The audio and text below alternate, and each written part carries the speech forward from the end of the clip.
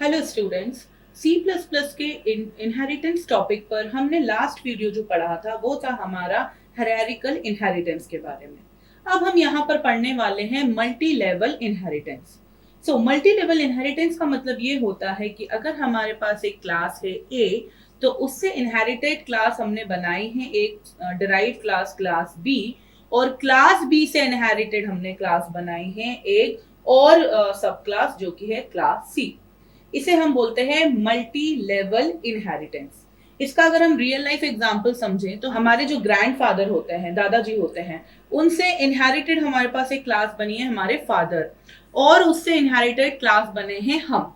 यहाँ पर हमारे पास कुछ फीचर्स ऐसे होंगे या हमारी हमारी कुछ आदतें ऐसी होंगी जो हमारे ग्रैंडफादर से ली हुई होंगी, और कुछ आदतें ऐसी होंगी जो हमारी फादर से ली होंगी।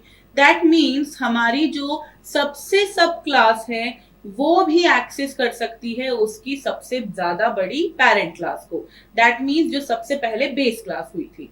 अगर इसको सिंटैक्टिकली हम समझें तो हमारे पास अगर एक क्लास है ए और उस क्लास के खुद के कुछ मेंबर फंक्शंस हैं, फिर हमारे पास है एक क्लास बी जो कि इनहेरिट हुई है क्लास ए से, और उसके भी खुद के यहाँ पर कुछ मेंबर फंक्शंस हैं, और साथ में वो ए के सभी जितने भी मेंबर फंक्शंस है और डेटा मेंबर्स है प्राइवेट और पब्लिक, उनको वो एक्सेस कर सकती है। ये था हमारा सिंगल इनहेरिटेंस। इसके बाद हम बना रहे हैं यहाँ पर क्लास सी जो कि इनहेरिट हुई है हमारी क्लास बी से, और यहाँ पर उसके कुछ मेंबर फंक्शंस हैं। अब यहाँ पर जो हमारी सी क्लास रहेगी वो एक्सेस कर सकती है हमारे बी क्लास के भी डेटा मेंबर्स और मेंबर फंक्शंस को, और साथ में ए क्लास के भी डेटा मेंबर्स और मेंबर फंक्शंस को, क्योंकि यहाँ पर ये हुआ है मल्टी लेवल इनहेरिटेंस। तो इसको हम बोल सकते हैं ये है अगर हमारी बेस क्लास, ये इसे हम बोल देंगे इंटरमीडिएट क्लास, और इसे हम बोल देंगे हमारी सब क्लास। और आप जितना भी मल्टी लेवल करना चाहते हैं इसके बाद क्लास डी भी बना सकते थे जो हमारी डिराइव हुई है क्लास सी से, तो हम इस तरीके से उसे एन नंबर ऑफ क्लासेस बना सकते हैं। तो चलिए इसका एक एग्जांपल डिस्कस करते हैं। मैं यहाँ पर एक क्लास ले रही हूँ क्लास ए, और उस क्लास में पब्लिक एरिया में मैं एक डेटा मेंबर बना रही हूँ इंट ए नाम से।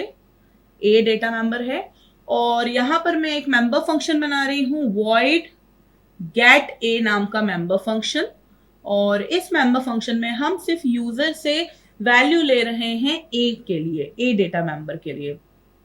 तो यहां पर हम सी आउट लिख सकते हैं, एंटर ए इक्वल्स टू, और यहां पर सी इन करके हम ए की वैल्यू यूजर से इनपुट ले लेंगे, और यही हमारी क्लास ए ओवर हो गई है।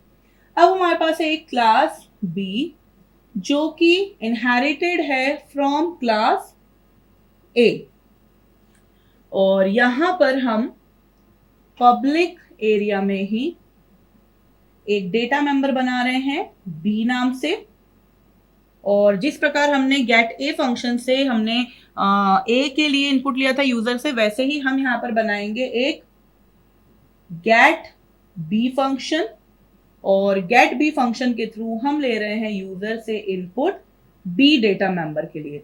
सो cout b equals to cin B.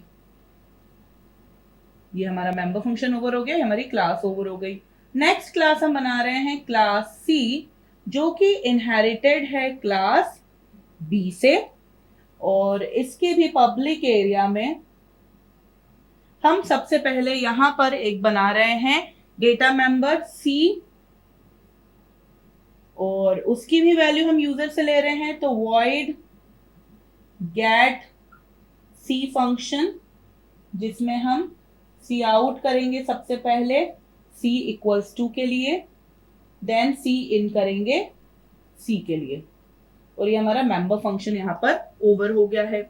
हम यहाँ पर मैं यहाँ कंटिन्यू कर रही हूँ, सी जो हमारी क्लास है उसका एक और मेंबर फंक्शन बना रहे हैं और वो मेंबर फंक्शन है हमारा void sum नाम का, void sum नाम का मेंबर फंक्शन है।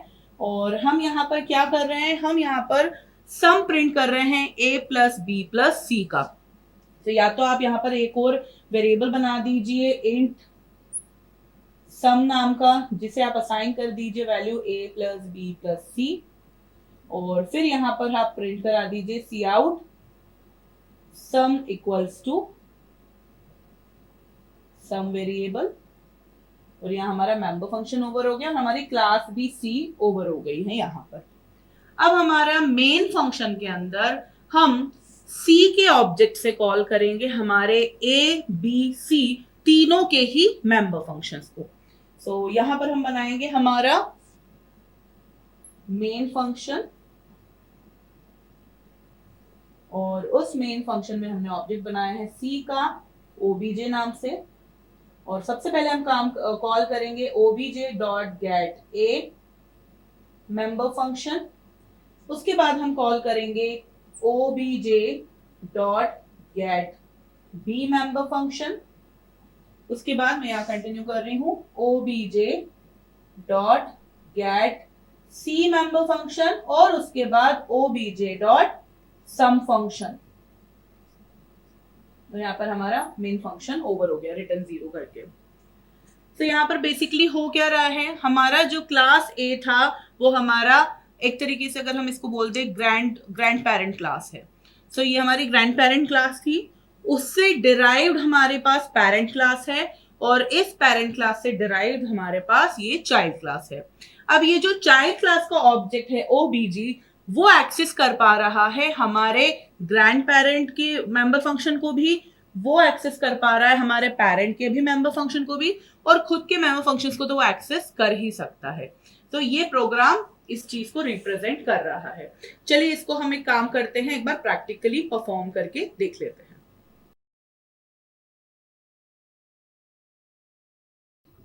हमने यहाँ पर हमारी हेडर फाइल्स इंक्लूड कर ली है। हम यहाँ पर क्लास बनाएंगे हमारी ए क्लास, जिसके अंदर हमने पब्लिक एरिया में एक मेंबर फंक्शन बनाया है इंट ए नाम से, और यहाँ पर हमने एक डेटा मेंबर बनाया है ए नाम का, और एक मेंबर फंक्शन बना रहे हैं हम गेट ए नाम से।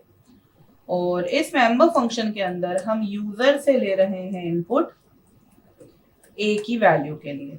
सो ए इक्वल्स टू देन सी इन कर रहे हैं ए की वैल्यू। ये हमारा मेंबर फंक्शन ओवर हो गया और हमारी क्लास ए भी ओवर हो गई है। क्लास बी जो कि इनहेरिटेड है हमारी क्लास ए से, उसके अंदर हम एक डेटा मेंबर बना रहे हैं पब्लिक एरिया में बी, और एक मेंबर फंक्शन बना रहे हैं हम गेट बी नाम से, और उस मेंबर फंक्शन के अंदर हम यूजर से इनपुट ले रहे हैं बी के लिए। तो इस तरीके से हमने सी आउट लिया और सी इन करके बी के लिए हमने इनपुट ले लिया है। यहां पर हमारी क्लास बी भी ओवर हो गई है। अब हम बनाएंगे क्लास सी। क्लास सी जो कि इनहेरिटेड है हमारी क्लास बी से, इसके अंदर हमने बनाया है एक डेटा मेंबर सबसे पहले, और वो डेटा मेंबर है पब्लिक एरिया में, डेटा मेंबर का नाम है सी। नेक्स्ट हमने बनाया है एक मेंबर फंक्शन गेट सी नाम से, और इस मेंबर फंक्शन में हम यूजर से इनपुट ले रहे हैं सी के लिए वैल्यू, सो सी इन सी। नेक्स्ट एक और मेंबर फंक्शन बनाया हमने void sum नाम से, और इस मेंबर फंक्शन में हमने एक वेरिएबल बनाया है सम नाम का, जिसकी वैल्यू है a plus b plus c, और यहां पर हमने सी आउट प्रिंट करा दिया है sum equals to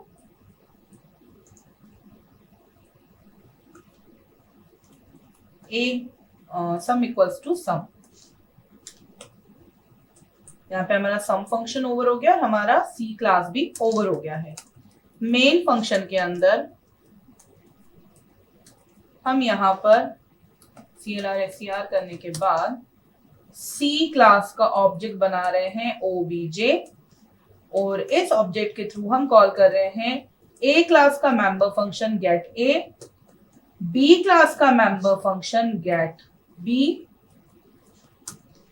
C class का मेंबर फंक्शन वो तो एक्सेस वो कर ही पाएगा, दैट इज सी। और सी क्लास का एक और मेंबर फंक्शन हम कॉल कर रहे हैं यहां पर, जो कि है हमारा सम फंक्शन। नाउ अब हम यहाँ पे गेट सी एच रिटर्न 0। अब हम इसको सेव कर देते हैं, कंपाइल कर देते हैं। There is one statement missing here, okay colon हो गया है। सो इसको सेव करा, कंपाइल करा, नो एरर, रन करा। a इक्वल्स टू हमने लिखा 2, b इक्वल्स टू हमने लिखा यहाँ पे 3, c इक्वल्स टू हमने लिखा यहाँ पर 4। सो यहाँ पर आंसर आना चाहिए 9, सम इक्वल्स टू 9। सो हमने ये सारा प्रोसीजर सी ऑब्जेक्ट के ही, सी के ही क्लास के ऑब्जेक्ट के थ्रू सारे फंक्शंस हमने यहाँ पर एक्सेस करे हैं। अब यहाँ पर एक सवाल आता है हमारे पास कि अगर सेम फंक्शन जैसे गेट ए फंक्शन है, सेम फंक्शन हमारा होता अगर सी क्लास में ही, तो उस केस में ऑब्जेक्ट क्या कंफ्यूज नहीं होता? ऑब्जेक्ट कंफ्यूज कभी नहीं होता। ऑब्जेक्ट उस फंक्शन को एक्सेस करता जो उसके खुद की क्लास में लिखा है, और जो गेट ए जो फंक्शन जो हमारे ए क्लास का फंक्शन है उसे वो क्या कर देता? ओवरराइड कर देता। इसको हम कहते हैं फंक्शन ओवरराइडिंग। ये एक हमारा सेपरेट टॉपिक रहेगा पॉलीमॉर्फिज्म टॉपिक के अंदर। सो यहां पर अगर ऐसा होता है तो हम देख लेते हैं क्या होता है, ओवरराइड किस तरीके से होता है। मान लीजिए यहां पर तीनों ही गेट ए गेट बी की जगह पर तीनों का नाम ही, पहले सबसे पहले हम देखते हैं यहां पर, इसको तो गेट ए ही रहने देते हैं और इसे भी गेट बी, और इस तरीके से चलेगा तो सबसे पहले वो गेट सी को कॉल करेगा। हम यहां पर सिर्फ गेट फंक्शन को कॉल कर रहे हैं 2 बार, और यहां पर हमने इस फंक्शन का नाम भी गेट रख देते हैं जो कि सी क्लास में था, और इस फंक्शन का नाम भी हम रख देते हैं गेट फंक्शन ही। अब हम इसे कंपाइल करते हैं और रन करेंगे। सबसे पहले ए, वो गेट ए हमने चेंज ही नहीं करा था तो इसलिए वो ए क्लास का ही मेंबर फंक्शन था, वैल्यू 2। अब देखिए यहाँ पे लिखा आया है c इक्वल्स टू, जबकि यहाँ लिखा आना चाहिए था b इक्वल्स टू, क्योंकि C क्लास ने B क्लास का जो फंक्शन था उसको ओवरराइड कर दिया, और बेसिकली सबसे पहले C के ऑब्जेक्ट ने अपने खुद की स्कोप जो हमारी क्लास थी उसके अंदर उस फंक्शन को ढूंढा और उसको वहां मिल गया, तो इसलिए उसने B फंक्शन वाले को नहीं चलाया। अभी यहाँ पर हम वैल्यूज दे रहे हैं, 4 आंसर आ गया। क्योंकि 4 आंसर इसलिए आया क्योंकि हमने B की वैल्यू ही नहीं ली, और जब B की वैल्यू ही इनपुट नहीं ली तो A plus B plus C में B ऐड ही नहीं हुआ, सिर्फ A और C ऐड हुआ है। चलिए इसमें अब हम देखते हैं कि अगर हमने A क्लास के भी फंक्शन का नाम सिर्फ गेट ही रख दिया है तो क्या होता है। कंपाइल करते हैं। अच्छा यहाँ पर हम इसको चेंज कर देते हैं कॉल करते टाइम।